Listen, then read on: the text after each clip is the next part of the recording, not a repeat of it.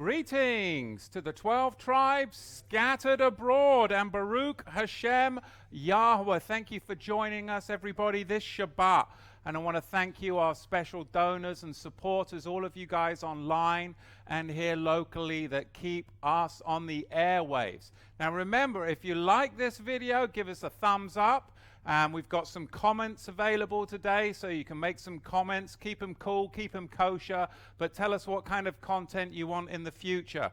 Today we are in Zephaniah, or Zephaniah, depending on how you want to be Hebraic or not.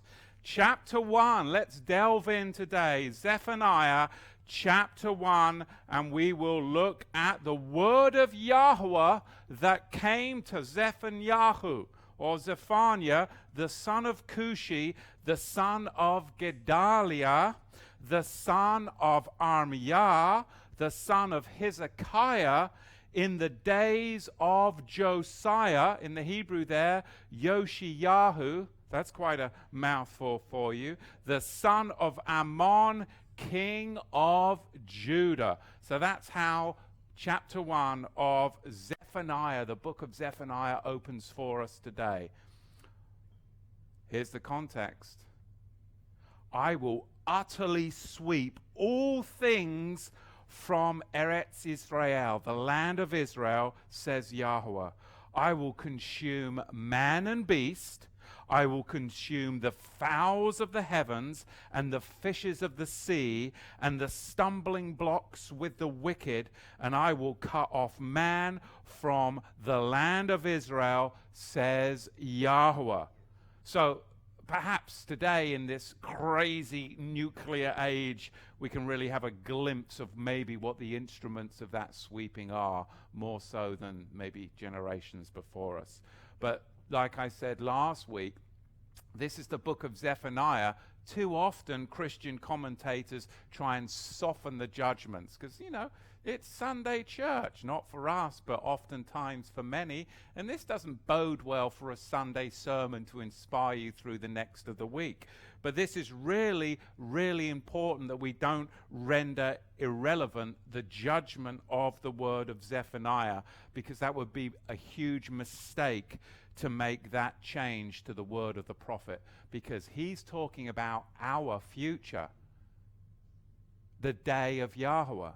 It's very important. Look, I will also stretch out my hand upon Judah and upon all the inhabitants of Jerusalem. So there's no soft blow here. This isn't like, oh, you know, it's only for the really wicked people. No, this is not just localized judgment. This is judgment going out to all, because there comes a point when the Creator has to be true to who he is. Yes, he's long-suffering. Yes, he's merciful. But at some point, he has to reign supreme and judge wickedness. Otherwise, he cannot be true to who he is in his very essence. Now, when are you at that time? Is it like the house of Judah? Is it like us right now?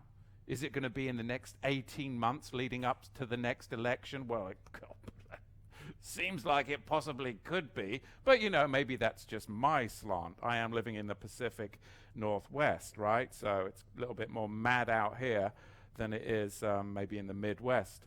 So anyway, let's look at verse 4, where he says, I will also stretch out my hand upon Judah and upon all the inhabitants of Jerusalem, and I will cut off the remnant of Baal, or the Lord, from this place, and the name of the leading priests of idolatry with the priests. So the theme of the day of Yahuwah is really what this text is about, specifically this first chapter. And like I said, we need to come to terms with that day, because that day is in our future. That day will come to pass. You can't ignore the reality of that. The day of Yahuwah is actually drawn from the Old Testament, and even Paul uses it in 1 Thessalonians chapter 4 and 5 in particular. So in the Old Testament, the day of Yahuwah is all about this divine warrior figure that is going to lead this heavenly host in a great battle against the Luciferic, satanic enemies, and he is going to win by using these cosmic forces of weapons like thunder and earthquakes and falling stones. There's going to be water, there's going to be terror, there's going to be panic. Los Angeles is going to fall into the ocean. I mean, all of these types of things is what's going to be the day of Yahuwah. And so let's look at some of those passages from what Paul draws from in 1 Thessalonians 4 and 5, and of course what Zephaniah is drawing from. They're not making this stuff up. It's coming from the words of the Old Testament, the Tanakh. 1 Samuel 7:10. And as Samuel was offering up the burnt offering, and as we read some of these, think of the context. Because, like I'm going to read here in 1 Samuel 7:10, he's going to be offering up a burnt offering, right? And he's going to be talking about the day of the Lord or the day of Yahuwah. But then in Revelation, you're going to see how the apocalypse takes all of this writing from the Old Testament and then attributes it to, yes, there is going to be a burnt offering. But the burnt offering is going to be all the sinners, and carcasses are going to be on the earth, and the birds of the air are going to come down, and there's going to be this great feast. And it all plays out into the marriage supper of the Lamb, because this is all apocalyptic in its very, very essence. I mean, I love reading this stuff. And as Samuel was offering the burnt offering, the Philistines drew near to battle against Israel. But Yahuwah thundered with a great thunder on that day upon the Philistines and discomfited them, and they were smitten down before Israel. So we've got thunderings, earthquakes. I mean, we can see how this can really be brought in our time, and people be panicking. Absolute chaos, and people panic because they're living as if today will be just the same tomorrow and nothing will change. But Yahuwah can change things immediately. Exodus 14:20. And it came between the camp of Egypt and the camp of Israel, and there was the cloud and the darkness, yet gave it light by night, and the one came not near the other all night. So we've got darkness. And, you know, we do live in a modern age, but the lights could go out so easily. Look what happened in Venezuela. Our power grid is like 50 years old nationally. I mean, and all of these cyber attacks that can easily happen.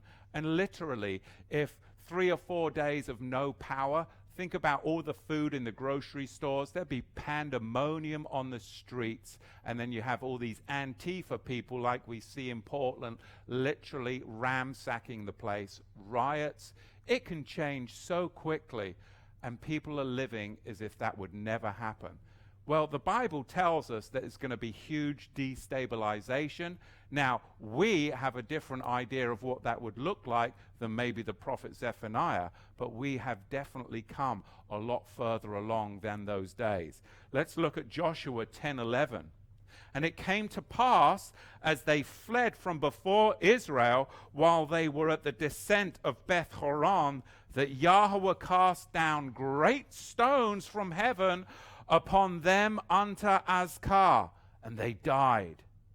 They were more who died with the hailstones than they whom the children of Israel slew with the sword. That tells you how this day of the Lord, this day of Yahuwah, apocalyptic imagery moves forward. A couple more texts which give us that foundation of the day of Yahuwah. Joshua 24, verse 7. And when they cried out to Yahuwah, he put darkness between you and the Egyptians. So can you see the thematic elements of the day of Yahuwah? What is it about? There's a division. There is a divide between the wicked and the righteous, the called out assembly of Yahuwah, and those that are just going with the way of the world. The day of Yahuwah is actually what divides. It brings that division, and it clearly separates the wheat from the tares. And I've said this many times in past teachings, and you can really see it. I mean, why do they call many of the wicked their terms for their particular political expression is something or other pride or this? Why is it always around pride or I'm proud to be this? Because ultimately what's going to happen is the righteous are going to become more meek and humble as you bear fruit like wheat, and the weight of that fruit of the wheat causes the wheat to bow down.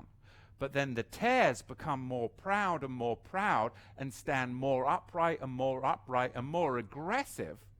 And in fact, what that does is it sets us up for the great end time apocalyptic harvest when the angels will come down and the proud will be so upright and the meek will be prostrate before Yahuwah, that final sickle harvest will be so easily be able to pick off the wicked. And it's really setting up. I just listened to a podcast yesterday, and it was talking about how Trump had invited many of the conservative, the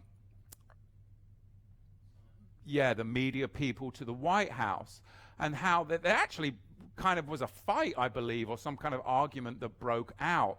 But one of the conservative pundits was saying, I don't want it to sound like a love fest, but it was really a great feeling of love and community in the room, because when conservatives get together, there's usually there's a lot of love and expression, because we're excited about what's happening.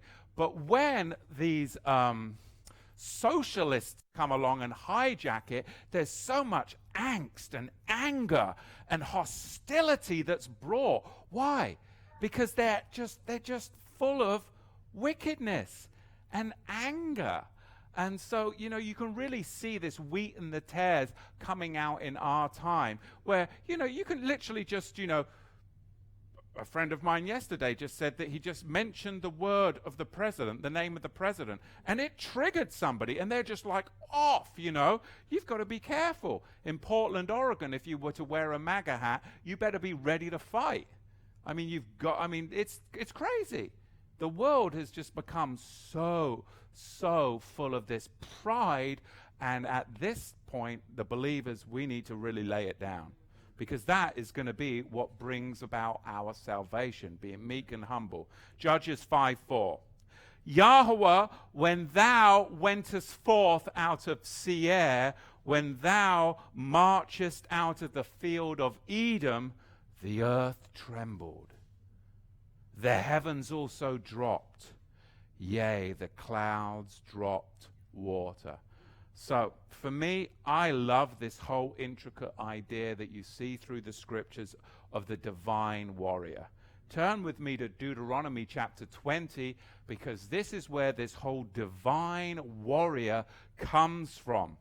And it's laid prophetically bare for us in Deuteronomy 20 in the laws concerning warfare. Because we're going to now look at the warrior or deliverer of Israel and how he will come about to destroy his enemies. But there's a specific reason for the prophetic delay. Because how many of us are like, how much longer can we put up with this? There's a specific reason for this prophetic delay. Let's see if you can catch it. Deuteronomy 20, verse 1. This is talking about the divine warrior. Yes, he's coming. It's going to be called the day of Yahuwah, but there's a delay. He should have come like 10 years ago, right? 20 years ago. Some of you are like, well, I was, 30 years ago, I was convinced, right? When thou goest forth to battle, Deuteronomy 20, against thine enemies, and seest horses and chariots and people more than you, thou shalt not be afraid of them. For Yahuwah thy Elohim, he is with thee. who brought thee up out of the land of Egypt. And it shall be, when ye draw nigh unto the battle, that the priest shall approach and speak to the people. So the question that you'll have to ask is, why didn't Yahusha, when he come, fulfill these words as warrior, deliverer, and divine judge? Because if you read Luke chapter 9, remember the disciples are going along and they're like, those people, they're not of us. Why don't we just rain down fire from heaven? That's what they wanted. They wanted to see that divine judgment right there in Luke chapter 9. They were expecting Yahusha to move forward from miracle worker, from healer, to now enact divine judgment on the Romans, enact divine judgment on the wicked. Why was he betrayed? Because Judas was reading all the prophecies of the Tanakh and he misread them. And he's like, well, if he's really the Messiah, then if I kind of maneuver him a little bit this way, he's going to act and go to war against our enemies. So Judas got the timing wrong, not the message wrong, but the interpretation and the timing wrong, and he betrayed Yahusha. In Luke chapter 9, the disciples got the timing wrong of this judgment warrior deliverer. So what actually happened at Yahusha's trial is they chose another Yahusha instead of the Messiah. Let's read it together. Matthew 27, verse 15. This is Yahusha's trial. I'm going to give you a variant reading from an old Syriac and one of the older Greek texts. These is only a few manuscripts that read this way.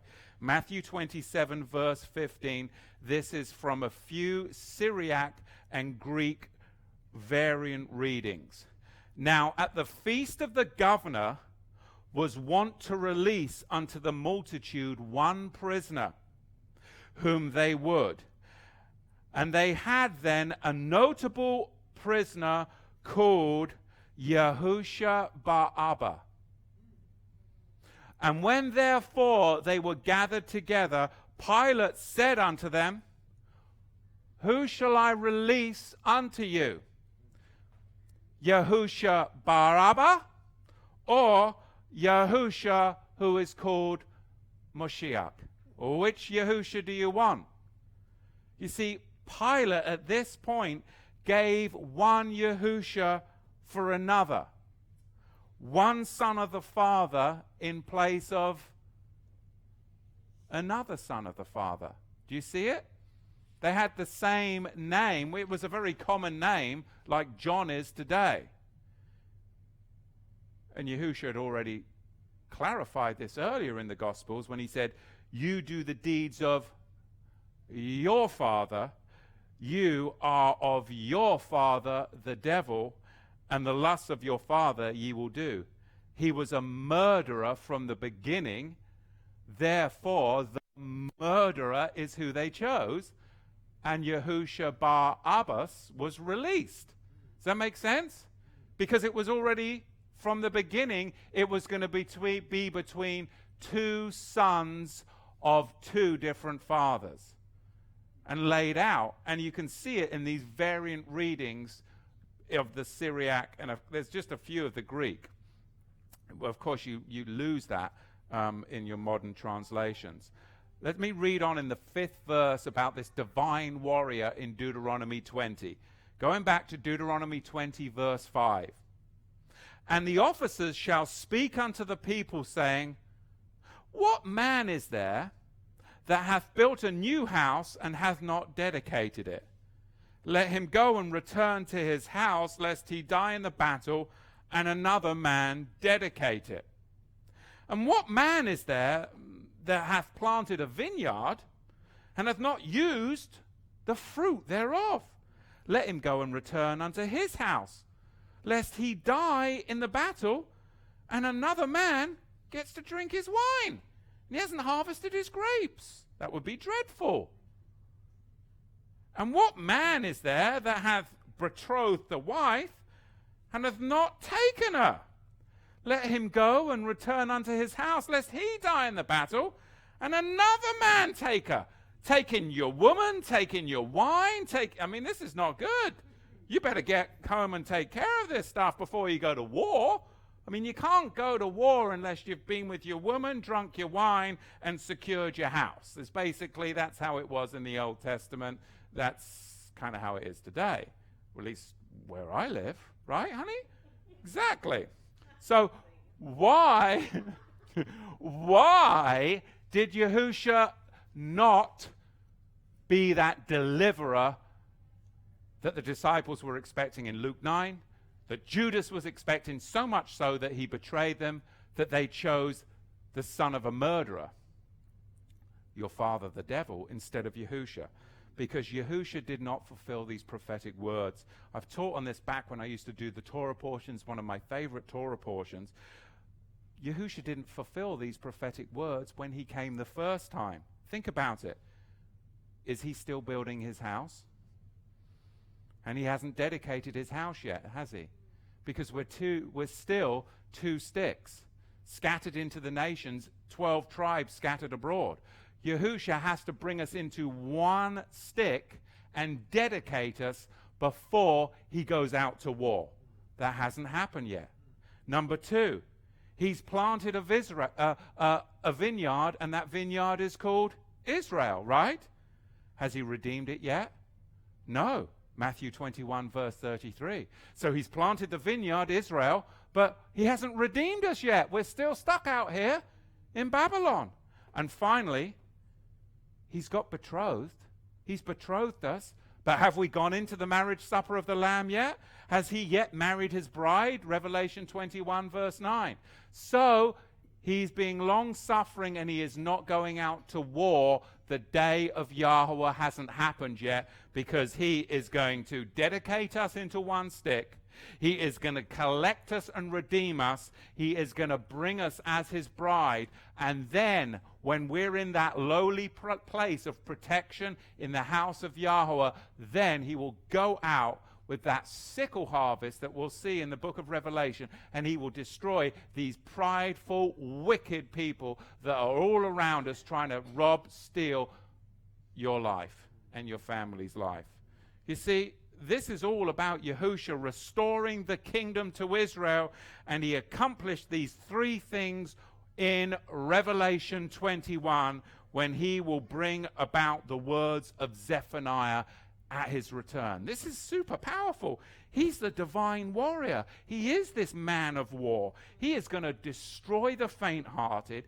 He's going to destroy all these left-wing cowards out there. He's going to destroy the heathen unbelievers, the abominable, the murderers, the sexually immoral, the sorcerers, idolaters, and all liars. What does it say in Revelation 21, verse 8? In the lake of fire, and then he's going to set up a new house.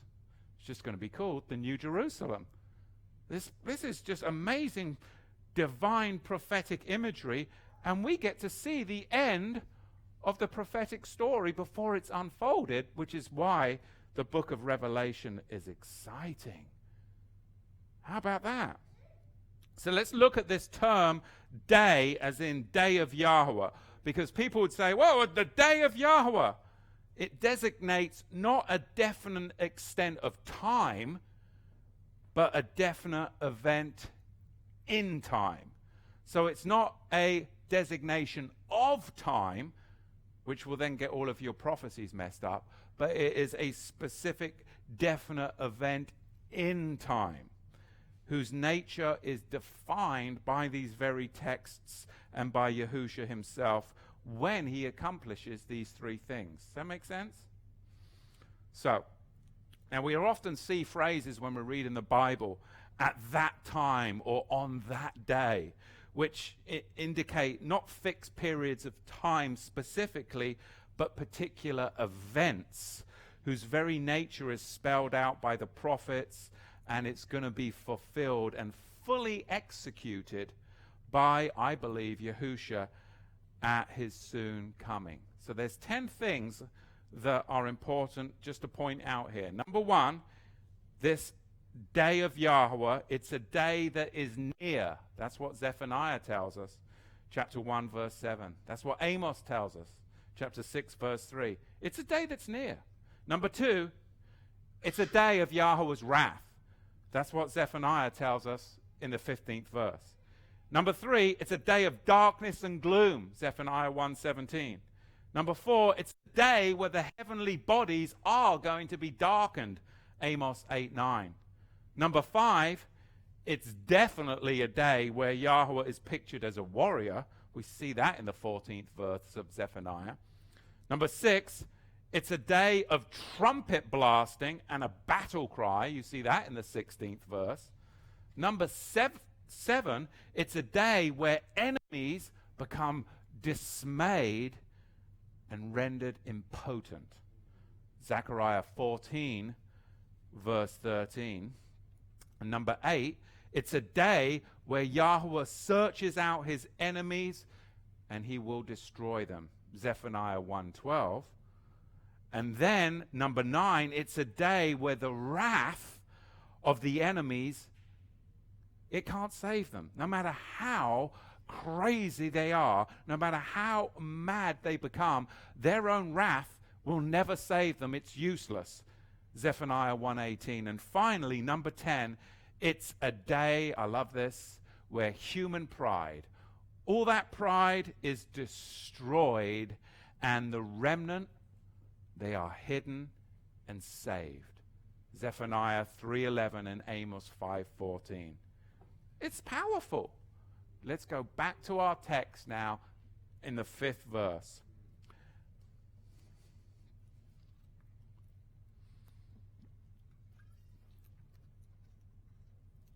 Zephaniah 1:5. And them that worship the host of the heaven upon the housetops, and them that worship and that swear by Yahuwah, and that swear by Malcham at the same time. You know that idol they've got down there at Bohemia Grove? And them that are turned back from Yahuwah, and those that have not sought Yahuwah nor inquired of him. Verse 7. Keep silent. Keep silent at the presence of the Master Yahuwah, for the day of Yahuwah is at hand. For Yahuwah has prepared a sacrifice, and he has invited his guests. So keep silent before Yahuwah's sacrifice. This is the priestly remnant cry before the final slaughter that you see in Revelation chapter 8, verse 1. And who is offered? What is the offering of the animal? Now, in Zephaniah, the offering of the animal is the tribe of Judah. That's what's going to be shared with his guests. That's the offering. But in Revelation, it's they that say they're of the tribe of Judah, but are not, but are in fact the synagogue of Satan. They're going to be the offering. You see? So you see how it changes? It's the same but slightly different, a perversion. And that's what Revelation 2 is specifically talking about. Then in Revelation 19, specifically verse 17, talking about this sacrifice of offering, which is going to be those that say they're of the house of Judah, but are in fact not. They're the synagogue of Satan. And he cried with a loud voice, saying to all the birds that fly in the mid-heaven, come and be gathered together unto the great supper of our Elohim. Here's the sacrificial offering, that ye may eat the flesh of kings, the flesh of captains. So the elite are the synagogue of Satan. Behind all of our crazy globalism, all of our crazy politics, all of our crazy fiat currency that's being produced from these big bankers, it's all the synagogue of Satan. But they're the ones that are going to be the final sacrificial offering in Revelation 19:17. It's going to be exposed, which is why I keep harping on about the globalists, because I see it before. I'm like, it's everywhere.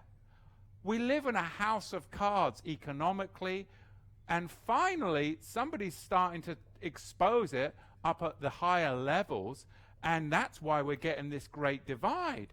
I mean, if you look, I mean, just the connections to Epstein, Jeffrey Epstein, it's insane. You've got the royal family in England and all those pedo people. Then you've got it all over here.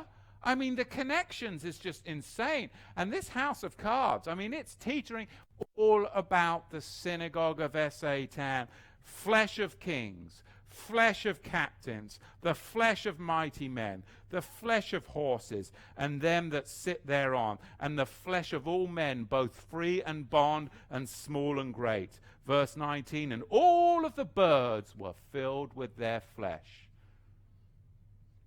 So, this is called the Harem Sacrifice that comes at the end battle. You see it, again, it's pulling from the Old Testament in 1 Samuel 13 and 2 Samuel 15. Now I'm going to read verse 8 of Zephaniah. I hope you're tracking with me. I'm all over the place, aren't I? Boom, boom, boom. But, you know, that's me. I'm mad as anything, so whatever. Right. And it shall come to pass in the day of Yah. It makes sense to me, so, you know, as long as it makes sense to me, you know, you pick up a little morsel here and there and we'll talk afterwards. It shall come to pass in the day of Yahuwah's sacrifice that I will punish the rulers and the king's children. Oh, I'm looking forward to that day. They get after the king. Please, you know, no more, like I said last week, Meghan and Harry, Kate and William. Can we, would somebody take the Wimbledon tennis rackets and go up and beat them in the stands or something, please? Or throw some strawberries and cream at them? I'm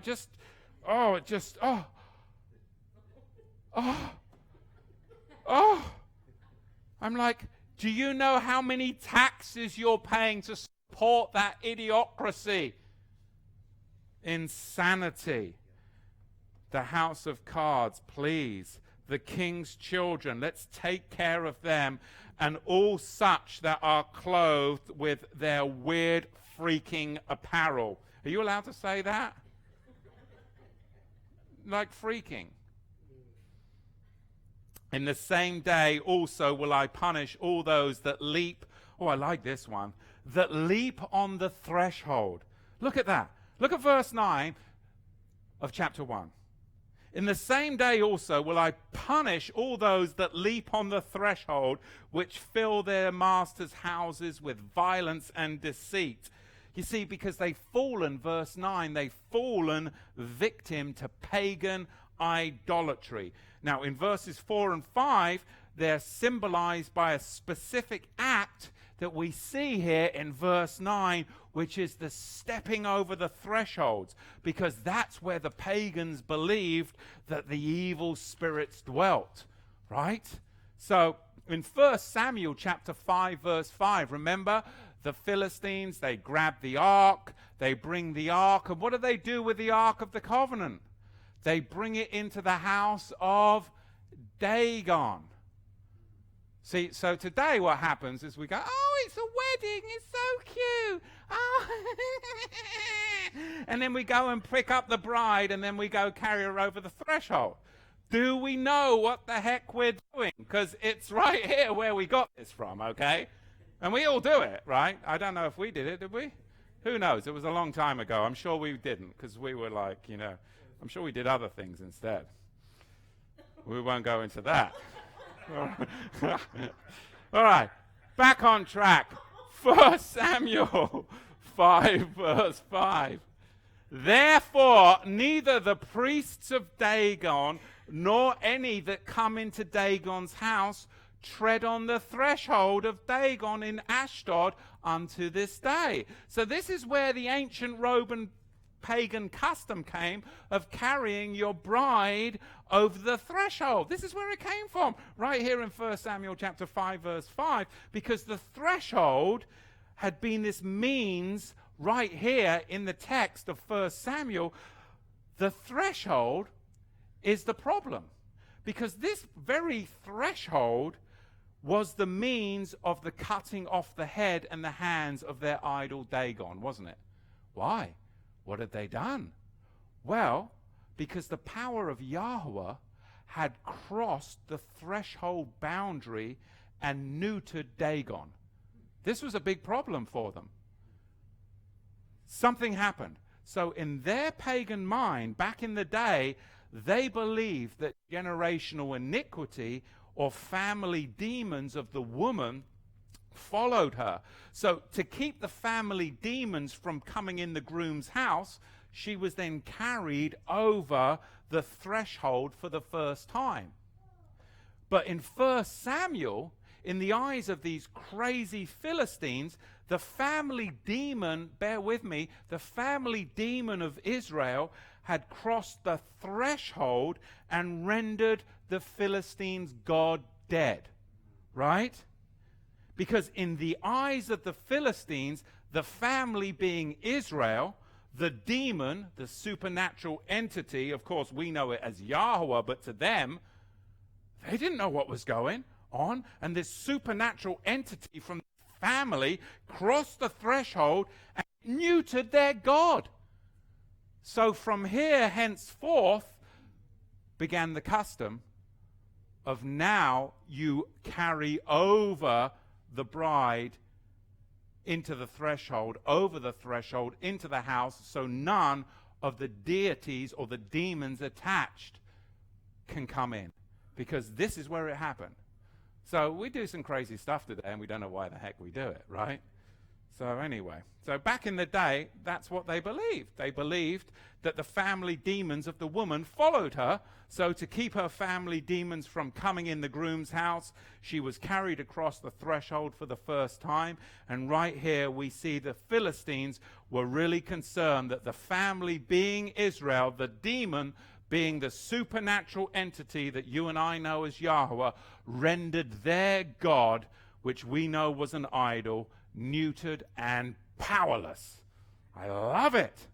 And this also, add to that, back in the day, there was the marriage of capture. Remember, you read the Old Testament? I mean, it's not like you would go down to the little coffee shop down there in the desert and find some young...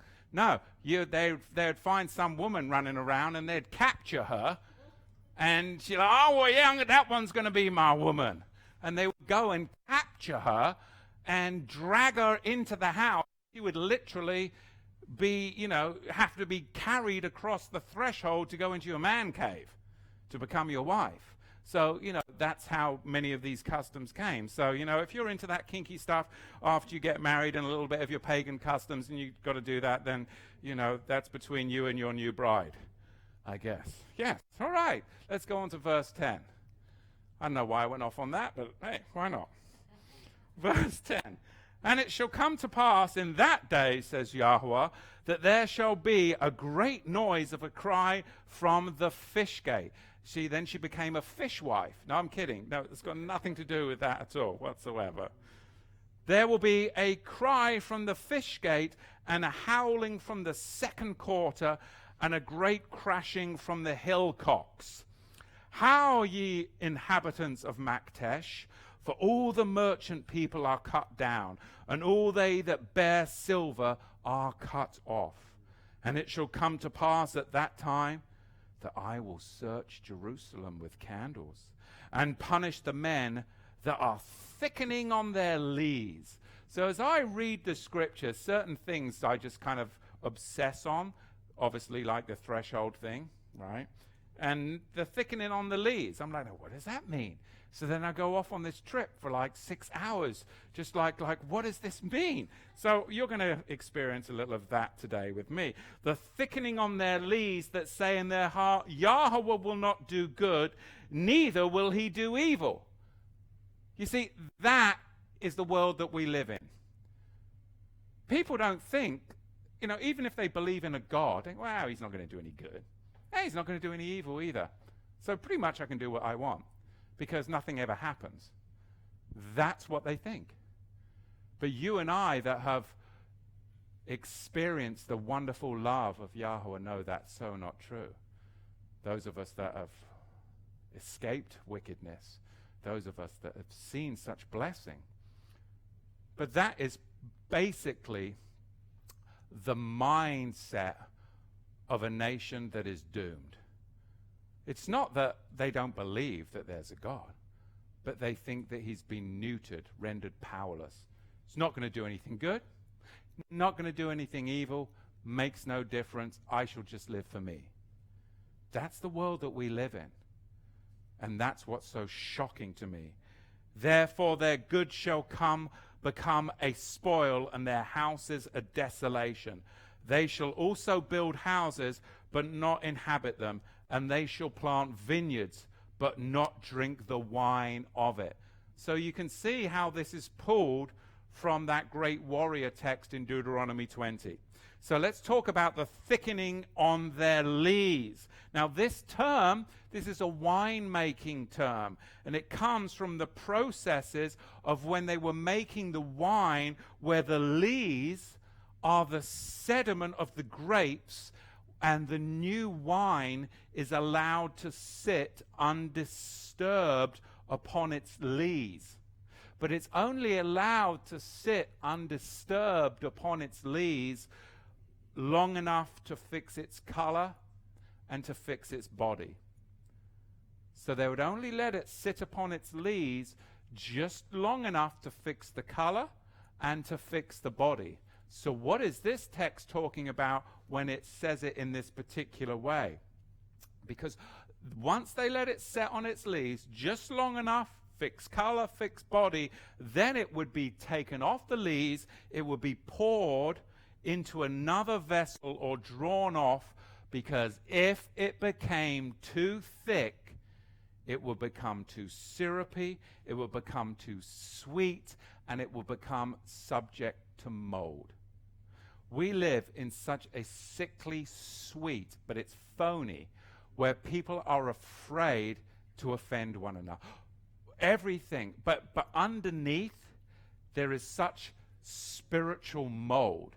But people to your face may be really nice. You don't want to offend politically. You don't want to, you don't discriminate. I'm not saying you should discriminate, but I'm saying you can't walk around on eggshells about everything that you say is going to offend people, because you're all pretending that you're sickly sweet, but you've got spiritual mold because you've sat upon your lees. You're inactive. You're not out there doing kingdom things. You're too afraid. People are like, well, Matthew, you shouldn't teach like that. Well, I don't care. If you've got spiritual mold that you can't handle a little bit of biblical truth and a little bit of reality, then too bad. But me to stand up here like some namby-pamby catering to everybody nonsense, we don't want to upset, we got to bring everybody in. Give me a break. No, we got to divide and come in and find that narrow road, because it's a figure of sickly sweet wine that has sat too long undisturbed. Think about all the churches that we've sat in with thousands of people. They've sat there for too bloody long, undisturbed, sickly sweet on their lees. This is the problem with the church triumphant today. It's not triumphant. Too many pastors are afraid to teach prophetic books like this, to call out the synagogue of Satan for who they are, for afraid of what? Offense. But the synagogue of Satan are in view here because they've become thickened wine, sitting too long on their own sediment, that they're now running Hollywood, running our banks, running our government. Now their color is bloody red. It is congealed, and ready to be poured out as dust, and their flesh as dung. See?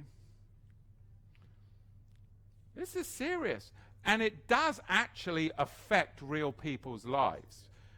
This week, right here, one of our Israelite brothers, he was at a barber shop, a Christian barber shop, and he literally wearing an Obey Yah Yisrael t-shirt, and this guy getting his hair cut in the barber shop became so offended, and he started to talk about the synagogue of Satan, that they were the Ashkenazi, that the guy got up out of the barber shop, weapons came out, and there was going to be a full-on brawl all over the Ashkenazi, the synagogue of Satan, weapons coming out, guys about to get into fisticuffs, followers of this ministry going out and speaking truth. And I'm like, wow, I've got some responsibility in this. So we got to be cautious. You've got to be cautious with, some of this newfound truth. And I love the zeal of the young men that are coming into this. I do. I love the zeal. Because they're like, oh my goodness. But you got to be careful. Because my friend that this happened to, he's like, it was fully on demonic when the guy got triggered. Full on demonic. They're literally going to have a brawl in a barber shop and weapons are coming out.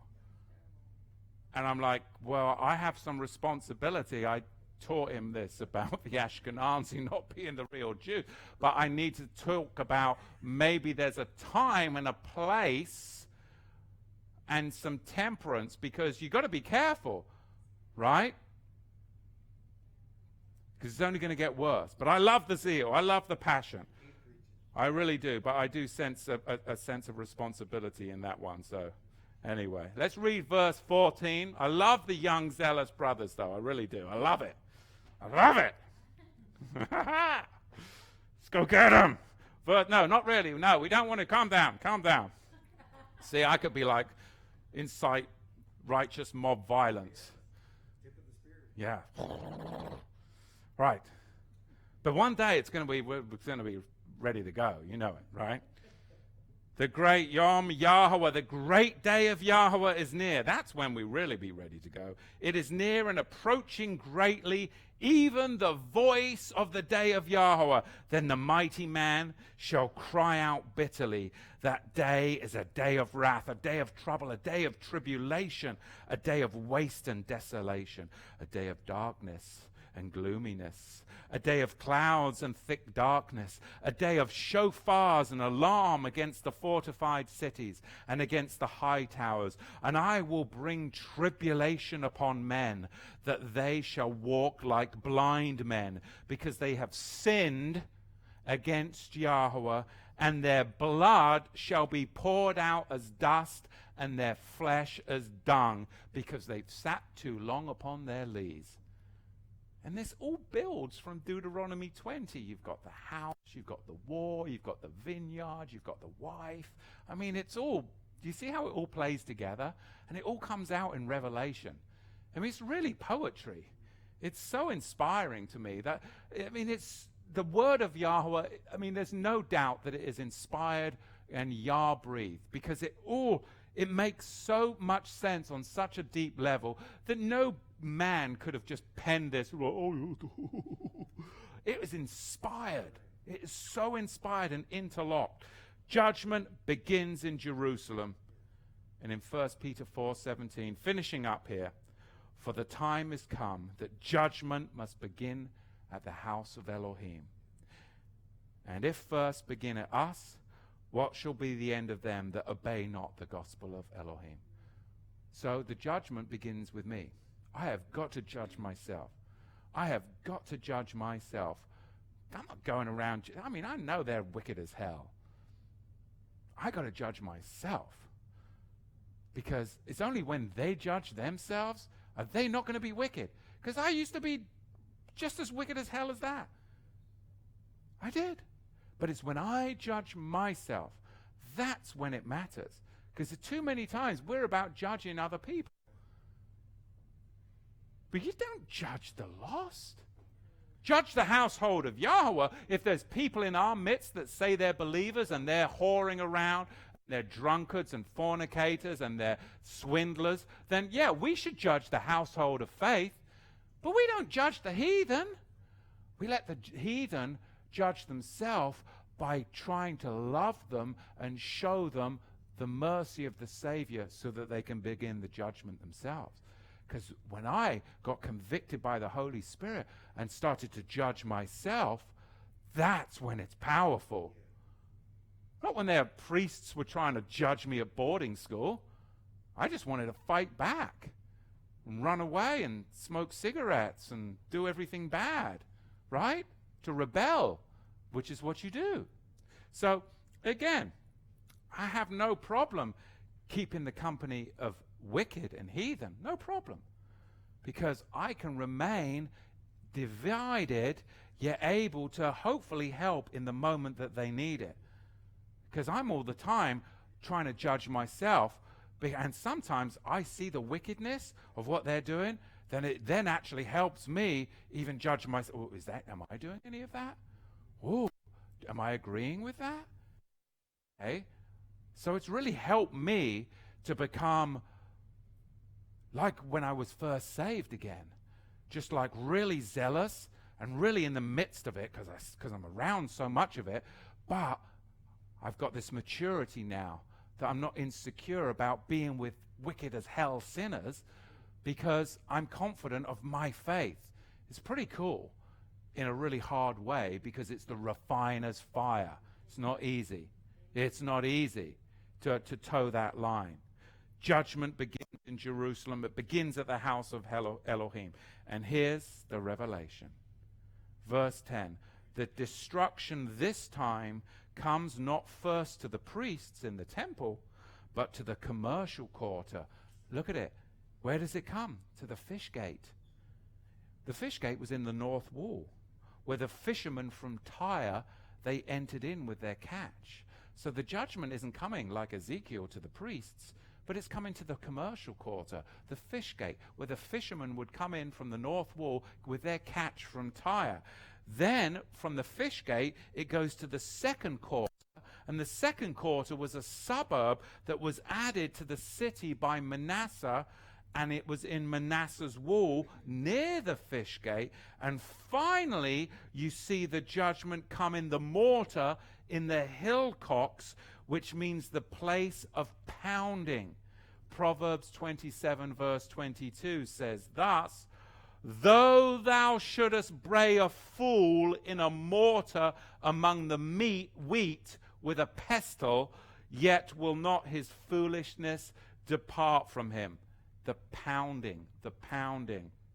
So this is talking about the mortar, a basin in the city between the east and the western hills in which Jerusalem was built. And the last verses of verse 13 consist, if you look carefully, of a book of the covenant infraction, curses that are laid out in the book of the law, where this warrior deliverer is going to visit the punishment, because now he's finally built his house and he's dedicated it as one stick. He's finally planted his vineyard Israel, and now he's redeemed it. Matthew 21 verse 33. And now he has finally, praise Yah, betrothed and married his bride, Revelation 21 verse 9. So now it's time for the pounding. Now it's time for this judgment. So now those who remain fall under the anvil of judgment of Deuteronomy 28 verse 30. Thou shalt betroth a wife, and another man shall lie with her. Oh. Thou shalt build a house, and thou shalt not dwell in it. Oh. Thou shalt plant a vineyard, and shalt not gather the grapes thereof. You see, when the warrior deliverer brings his judgment, he's going to actually now take everything that's written of as a blessing, and he's going to destroy. Do you see how that happens? It's amazing. Deuteronomy 20, and then in converse, Deuteronomy 28. Blessings and curses, blessings and curses. No judgment, judgment. Verse 18 of Zephaniah 1, finishing up. I said that 10 minutes ago, but whatever. It's a long chapter, or at least it was for me. Neither their silver nor their gold shall be able to deliver them in the day of Yahuwah's wrath. But the fire of his jealousy shall devour the whole earth, for he shall make even a speedy end of them that dwell in the earth. Of course, this is spoken about in 1 Thessalonians 5. This is about a wake-up to the unfolding global shakedown, exposing the kings of the earth and their fraudulent schemes.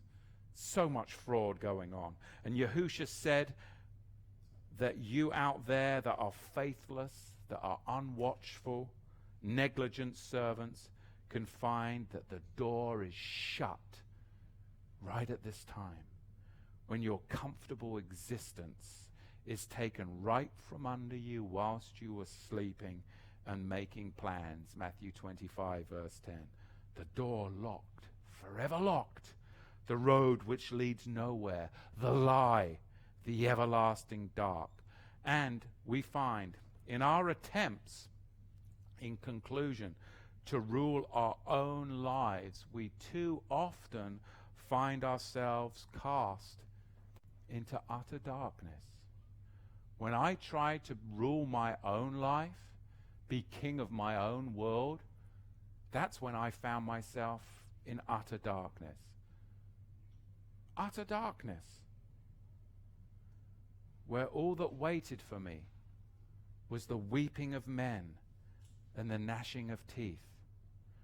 But when I finally was 24 years old and I surrendered my self-rule, when I finally surrendered my own self-rule and surrendered to Yahusha, then that's when I found the one who comes on the day of Yahuwah's day to deliver me from his wrath, that I may obtain salvation and forever be with Yahusha, my all in all. And that was it for me. So, in conclusion, Zephaniah chapter 1 and 1 Thessalonians, I won't read it because I'm going too long anyway, chapter 4 and 5, are really a symphony. They're really a symphony on destruction and salvation. Destruction to those that claim self-rule, and salvation to those that have surrendered self-rule to Yahusha. And that's it. That's it. So I hope you enjoyed this. I loved it, just studying it, spending the time. Whoa, wow. Sheminator loved it. Thank you. Baruch Hashem, Sheminator. Righteous. You guys out there, give us a thumbs up if you like it. If you don't like it, give us a thumbs down. And leave some comments in the description below so we know what kind of content you want. And remember, subscribe and check the notification button, because it really does help if you support this channel, because we don't want to get banned. So download our stuff too, because there's only a matter of time before I say something that's gonna get us banned, you know? So download this stuff, because YouTube and Google are all part of the synagogue of Satan. I hope that wasn't the content that would get us banned, but you know what I'm saying. Questions, comments, lovely jubbly. We need the microphone. This is Mexican water. This is our sponsor today. This swam across the Rio Grande, did not come through Border Patrol, no immigration. This is straight from Mexico. Yes. All right, our first question is, can Matthew please comment on his t-shirt? Can Matthew please comment on his t-shirt? Can we get a shot of my t-shirt?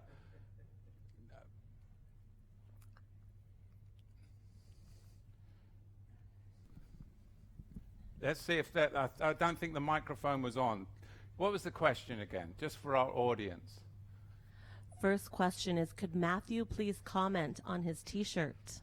Can Matthew please, my t-shirt needs no comment if you can see it, okay? The question that you have to ask is, is it possible, okay, when we couldn't even do anything of great significance back in, was it 62? Yes, 62, okay, when the Europeans were trying to do amazing things on the racetrack, but we couldn't even get a bloody car around. Do you really think that piece of junk could have made it through the Van Allen belts?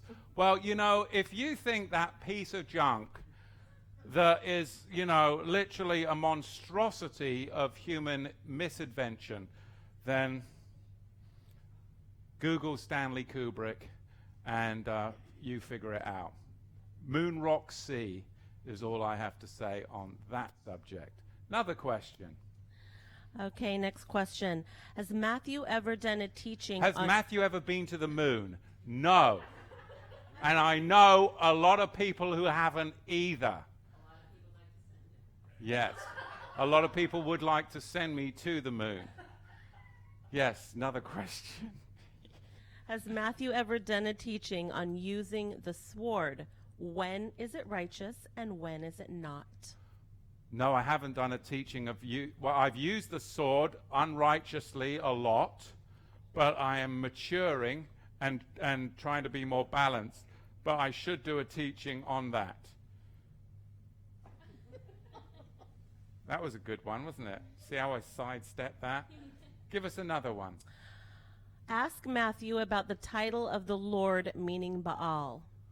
Yes, if you look in Webster's dictionary, you'll see that the Lord is another title for Baal, the ancient pagan god. And then, of course, we come up with the Lord today. It's just a title of a British landowner in the time of the King James Court. So Webster's is pretty self-explanatory of that. What camera are we on? Okay, all right, just checking. I got a lot going on here. Try to keep it all straight for you out there online. Yes. Last question. Are we still under the curses, and when will the curses be lifted? If you're into Judaism, Messianicism, yes, you're still under the curses. But if you've come into the Melchizedek Book of the Covenant, then you're not. So it really is up to you, isn't it? We hope that you would embrace the truth and understand there is a distinction and division between the Book of the Law and the Book of the Covenant. The Book of the Law is full of curses. In the Book of the Covenant, administered under the Melchizedek high priest who sits at the right hand of the Father, there are no curses. There is only one limited family curse. You must honor your mother and father so that your days will be long and that you will be blessed and come into the land. Baruch Hashem Yahuwah. Catch us next week live, and shalom, shalom.